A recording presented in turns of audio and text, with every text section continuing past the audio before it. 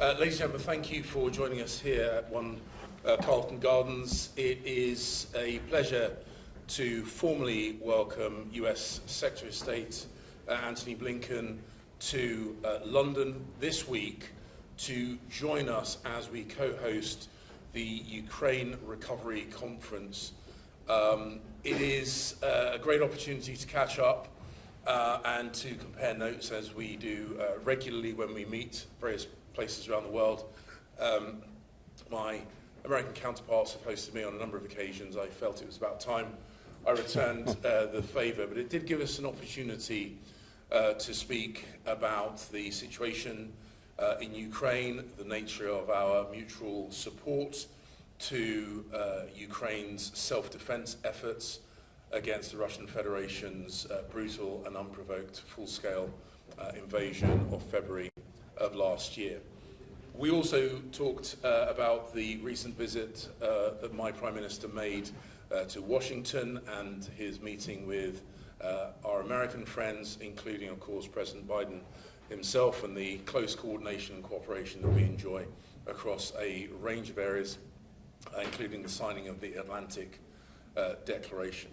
I also had the opportunity to get an update from Secretary Blinken's recent trip to Beijing, and of course the ongoing work that we do to try and encourage peace and stability around the world is a regular feature of our bilateral discussions, including, of course, our ongoing work to prevent Iran from acquiring a nuclear weapon.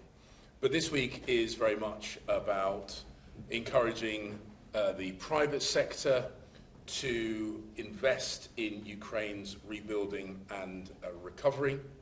We recognize that that means that we need to demonstrate that those investments will be effective and that they will be safe. And that, of course, means the ongoing assurance that the Ukrainians seek that they will not be reinvaded once they have successfully regained their territory. Their further integration into institutions, the Euro-Atlantic institutions and European institutions that they understandably aspire to. But of course, it also means supporting them as they perform the reform of their institutions that will facilitate the investment in their country. One of the things that we have seen, one of the things that we have witnessed with our support and with our encouragement, the very swift transformation of their armed forces to a very effective set of institutions, military institutions, and we want to see that same alacrity and pace with the reform of their governmental institutions. And with our help, with our support, with our encouragement, I have no doubt that they will replicate the speed of that transformation. And finally, whilst it was not an area of conversation with Secretary Blinken this afternoon, I want to put on record the UK government's thoughts to those individuals who are currently in the submersible in the North Atlantic. We wish them all the luck. And of course, we hope that they will be swiftly found and returned to their loved ones. Thank you. And I can only echo that, James. Thank you. It's always wonderful to be in London, but it's particularly wonderful this time to be hosted by my friend, the Foreign Secretary. Greatly appreciate that. And especially appreciate your leadership, the UK's leadership, on this reconstruction conference for Ukraine, which brings us together this week. We have more than 50 countries represented in London for the conference, not just to talk about the importance of Ukraine recovering from this war, but to make sure that it is thriving as a prosperous democracy and to take concrete steps in that direction. That's what these couple of days are all about. President Biden said from the outset of Russia's aggression against Ukraine that we would stand with Ukraine for as long as it takes, and both of our countries are deeply committed to that. We will continue to deliver on that commitment, including through a new robust U.S. assistance package that I'll be able to announce tomorrow. But as we discussed, and as on virtually everything, we are in full alignment. Ensuring Ukraine's future as a secure, sovereign, independent nation demands not only providing for its security, but also for its economy, its democracy, and its full integration into Europe. These are really flip sides of the Ukrainian success coin that we are helping to deliver on. And that's exactly what's happening here this week.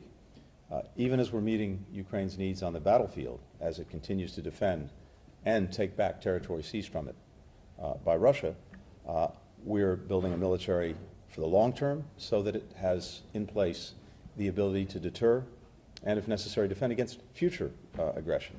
And here, I just want to, again, thank both the Foreign Secretary and all of the UK for the extraordinary support that it continues to provide, including announcing just last week another £250 million in additional security assistance, alongside almost £100 million worth of air defense capabilities. And of course, thousands of Ukrainian soldiers trained in the UK are making a big difference on the battlefield. But as I said, the flip side of this is all the work that we are doing here to help Ukraine prepare for having the strongest possible economy, the strongest possible democracy, which is actually necessary to achieve a thriving economy and for reconstruction. If Ukraine is going to attract the investment that it's going to need, not just from governments, not just from international financial institutions, but from the private sector, it has to build the best possible environment to attract that investment. So we'll be talking about all of that over the next 2 days. We also had an opportunity to talk about preparations for the NATO summit that's upcoming in Vilnius, and the practical steps that we will continue to take to shore up our own security and revitalize the alliance to make sure it's prepared to meet all of the challenges of this century. As James mentioned, and as all of you know, I came to London from Beijing, and so we had an opportunity to discuss the trip that I just took. President Biden sent me to Beijing because he believes strongly that both the United States and China have an obligation to manage our relationship responsibly. And that starts with strengthening lines of communication across our governments, exploring and making clear our positions and intentions in the places where we have very significant differences, and also looking at where we might cooperate together when it's in our mutual interest, and often as well in the interest of many other countries around the world. We had very candid, substantive, and constructive conversations on each of these fronts, and I think it's clear that both sides agreed on the need to try to stabilize the relationship. And we identified specific areas where dialogue and cooperation might benefit both of us and also other countries around the world. Having said that, the hard work now, the hard diplomatic work, is going to be entrained to actually carry this forward. None of the work we're doing is done in a day or even in 2 days, even with as much time as we spent together. It's a process, and we'll be engaged in that going forward. But here again, we are in full alignment with our friends and partners. If you look at what Prime Minister Sunak spoke about in Hiroshima when all of the leaders were together at G7, and particularly when you look at what James spoke about at Mansion House, you can see that there is very clear alignment, and not just between us, between virtually all of Europe and many countries in Asia as well, and beyond. And I think that alignment in the approach that we're taking to the challenges posed by China is one of the most important assets that we have going forward.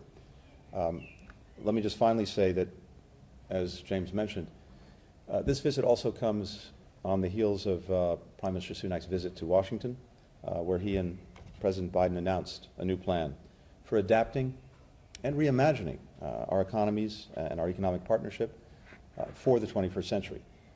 The Atlantic Declaration is broad, and it's deep, as is our partnership. And among other efforts, it will expand our work together on artificial intelligence, something we talked about over lunch, both at the Prime Minister's first Global Summit on AI safety and elsewhere. We're focused together on establishing guardrails that maximize innovation to use AI for good while minimizing the risks that it represents. And we'll work not just with each other, but other governments, with the private sector, with civil society, to ensure that AI capabilities are used safely, that they strengthen human rights and democratic values rather than repress them, and that they advance equity, not bias. We're also, of course, launching negotiations on a critical minerals agreement, and that will count 5 critical minerals extracted or processed in the UK toward the tax credits that exist now under the landmark Inflation Reduction Act. That, in turn, is going to create good-paying jobs on both sides of the Atlantic, in both of our countries, while also meeting the high labor and environmental standards that we share. And it will help us meet the targets that we've set to prevent catastrophic warming of our planet. The agreement will make our critical supply chains more resilient, less dependent on unreliable governments. So, across all of these efforts, including the one that brought me here today, ensuring a secure, independent, democratic, and prosperous Ukraine, as always, we simply could not ask for a better partner than the United Kingdom.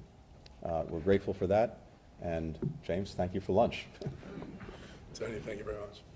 Sam, you're going to be the ringmaster for a couple of questions. Thank you both for that. We've got time for a few questions, and we will start with James Landale from the BBC. Mr. Secretary, Foreign Secretary, good afternoon. James Landale, BBC. Mr. Secretary, first of all, can you explain to us why the United States is currently unwilling to give Ukraine Attackman's long-range missiles? And why is the United States pushing for Jens Stoltenberg to stay on as NATO Secretary General? And Foreign Secretary, is the UK willing to give state-backed insurance cover to British firms so that they can help rebuild Ukraine while the fighting carries on? And can you explain why you're blocking the release of funds from the sale of Chelsea Football Club, more than £2 billion, that are designed to go to help those victims of the war in Ukraine? Thank you. Happy to start. On weapons for Ukraine, at every step along the way of this aggression by Russia against Ukraine, we've worked to get the Ukrainians what they need to defend themselves, and now as well to take back the territory that's been seized from them. And in fact, that started even before the aggression, as we saw the storm clouds mounting the previous year. We did drawdowns for the kind of equipment that they needed, Stingers, Javelins, and that they had in hand when the Russians did attack. And that enabled them, of course, starting with their own courage and resilience, to keep the Russians out of Kyiv, to hold on to their country, to push them to the east, to push them to the south. But ever since then, as the battlefield has changed, we've adapted to that. And we are in constant communication, constant dialogue, along with about 50 other countries who've been brought together in the Ramstein process with the Ukrainians to make sure that they have what they need. And different countries are doing different things to address those needs, and all of that is coordinated. At the same time, I think it's very important that, as always, we not get focused on any particular weapon system, because it's not just the weapon system. It's the training.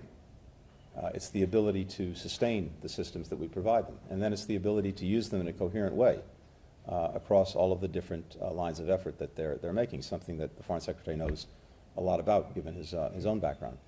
And so we will be in constant dialogue with them going forward to make sure that they are getting what they need. And again, I think focusing on any one weapon system at any one time, I think oversimplifies the question. And to date, I think we've been very successful collectively in making sure that Ukraine has what it needs to maximize its chances. When it comes to the Secretary General of NATO, no, we have not. We're not pushing, promoting any particular candidate. We're in very close consultation with our allies and partners to determine where we want to go with NATO and its leadership. The current Secretary General, Jens Stoltenberg, has been in President Biden's eyes, a remarkable leader of NATO. But there are also some rather extraordinary people now who people are talking about as the next Secretary General, and that's a decision that we will all make collectively as an alliance. James, thank you. I'm going to mash your two questions to me together, because ultimately this is about making sure that Ukraine has what it needs, not just to win this war of survival, this conflict about their self-defense against Russian aggression. But as Tony said, and as we discussed earlier, this week is very much about creating the conditions necessary for public sector money, of course, but predominantly private sector money to fund their reconstruction. Now, the precise details of how we do that, I don't want to prejudge. The whole point of the next couple of days is that the UK uses its expertise as a global financial services centre, including as a global insurance centre, but also our convening power. The fact that the US Secretary of State is here, and he has found the time in his unbelievably busy schedule, I think reflects the fact that the world views the UK as a good place to come together to discuss these complicated issues. So I'm not going to prejudge exactly what vehicles will be used to unlock both the public and the private money that Ukraine will need. But as Tony has said, ultimately, we want to ensure that the investment that goes into Ukraine is safe from further conflict, and deployed as effectively as possible through robust and reformed Ukrainian institutions. And with regard to the recent funds from Chelsea, a foundation has been created, and that will ultimately be responsible for the distribution of those funds. But we are talking about very, very large sums, and I've made it very, very clear that I want to make sure that those funds are distributed effectively and to support the Ukrainian victims of this conflict. And it is better when such significant sums are at stake that we do it right rather than trying to do it quick. Thank you very much. We will now move on to John Hudson from the Washington Post, please. Thank you. Mr. Secretary, John? in Bali, you had the advantage to watch President Biden and President Xi wrestle with some of the biggest issues and differences between the United States and China. Yesterday, you got to meet again with President Xi, listen to his concerns about U.S. policy, and then yourself express concerns about China's policies. Do you believe that President Biden views President Xi as the equal? I'm not quite sure how to take that question, John. President Xi is the leader of China. And in and of itself, that makes him someone of tremendous significance on the world stage. President and President Xi have known each other for quite some time, as you know. When they were both vice president, they spent time together both in China and in the United States. So there's a long relationship there, good knowledge of each other. And as I mentioned earlier, I think it's very important that we have these communications, these lines of communication that are regular, that are sustained, that are high level across our government. And the trip this weekend, I think, is a demonstration of that. And I suspect that as we have more members of our own government going to China, Chinese officials coming to the United States, you'll see the benefits of that, at least in stabilizing the relationship, making sure that we're managing it responsibly, making sure that the competition doesn't veer into conflict, exploring areas of cooperation. But at the end of the day, I think that the relationship and the communication between the two leaders, between President Biden and President Xi, is most important of all. That's why they've had a number of communications and meetings to date, and that's why I expect you'll see more of that in the time ahead. Secretary Cleverly, when President Putin watches senior U.S. officials and senior Chinese officials talk for more than 10 hours, as they did the last couple of days, and have substantial conversations about the war in Ukraine, do you think that makes him nervous? Well, I can't make a credible estimation of anyone else's frame of mind. But I think the broad point about the importance of engagement, particularly in turbulent times, is absolutely key. In my Mansion House speech, I made the point that international engagement matters. Secretary Blinken is doing his job as the representative of the United States of America on the world stage, engaging with world leaders and his counterparts around the world to make sure that we continue to make the world a more safe, more prosperous, less conflicted place, and that's what foreign ministers do. But you're right that at the moment we are very much focusing on the war in Ukraine, on Russia's brutal invasion of Ukraine, and what we do to bring that to a swift end, and on the work that we need to do to rebuild that. Thank you very much. And Don McGrath, PA, Press Association. Secretary Blinken, following your meeting with President Xi, do you think that he believes that conflict with the US is now less likely than it was before? And to the Foreign Secretary, will you be planning to visit China yourself in the coming months? And just one other small follow-up, do you think China could be invited to the Artificial Intelligence Summit, the Prime Minister Summit in the coming months as well? Well, just as the Foreign Secretary said, I can't put thoughts into President Xi's mind or anyone else's mind. So, and I'm certainly not speaking for him. So you'd have to ask him that question. What I can say is this: I think both countries see the importance of trying to bring more stability to the relationship, and certainly the United States is committed to responsibly managing the relationship, because failure to do that risks misunderstanding, miscalculation, and as I've said, risks the competition we're enduring into conflict, which is in no one's interest.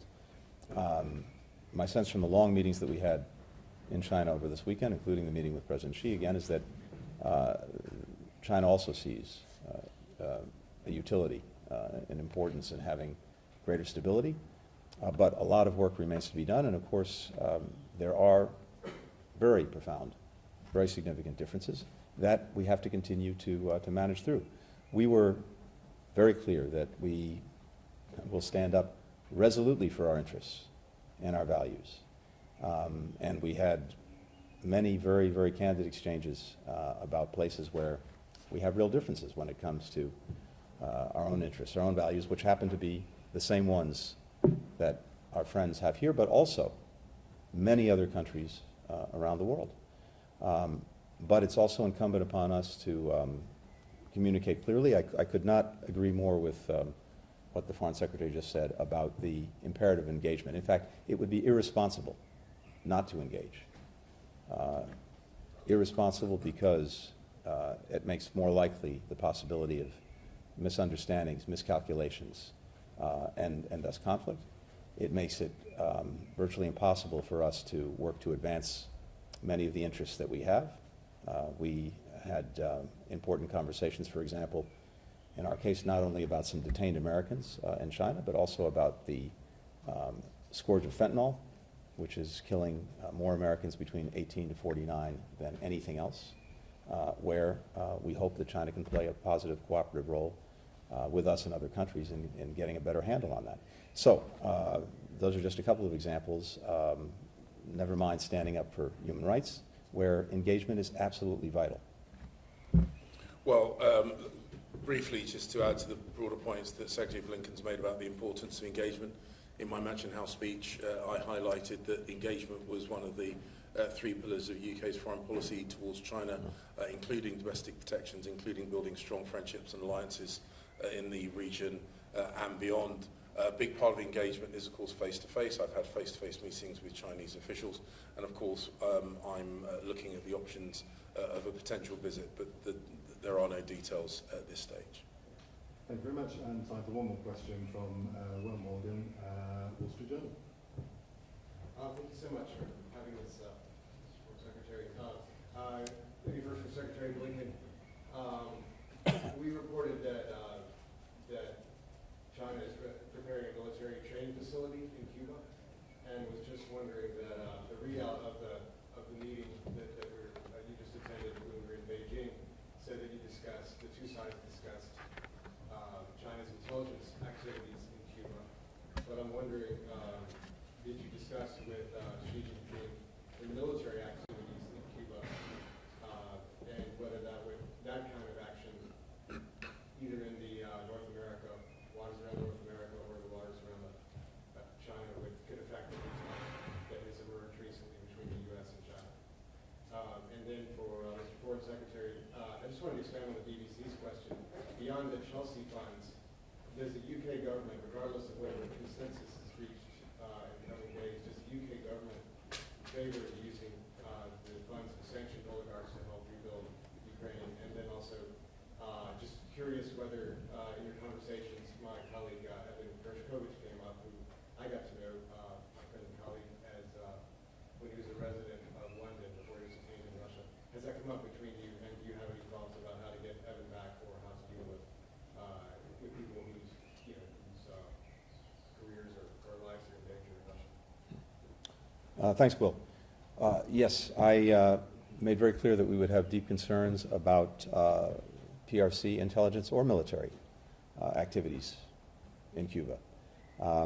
Since the start of this administration, we have engaged a number of countries where we've seen consideration of having some kind of presence by China, intelligence, military, and we've engaged in a number of diplomatic efforts in that regard, and I think they've had some success in slowing down these efforts.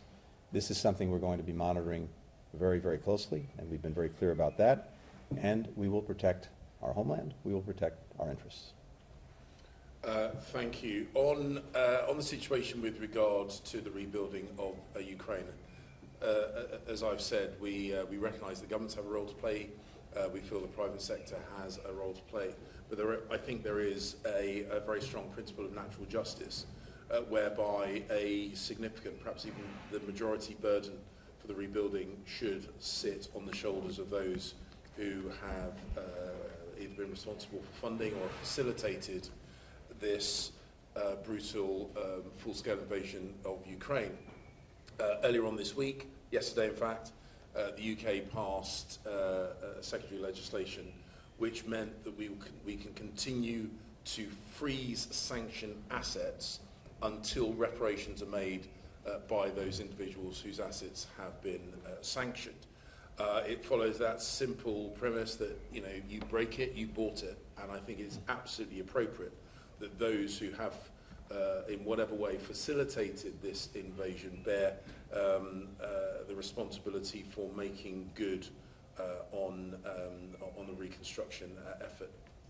With regard to Evan, actually this was an issue that came up on my most recent visit to Washington. I spoke extensively at the UK's embassy in Washington in front of an assembled reception of journalists. The UK's position on press freedom and the protection of journalists is long-standing, and I very much reflect that today. The way nations treat journalists is the canary in the mine to the way they treat citizens more broadly, where journalists are free to scrutinise, criticise, publicise. That shows a healthy society. Where journalists are murdered, abducted, or illegitimately imprisoned, it is a very, very concerning marker.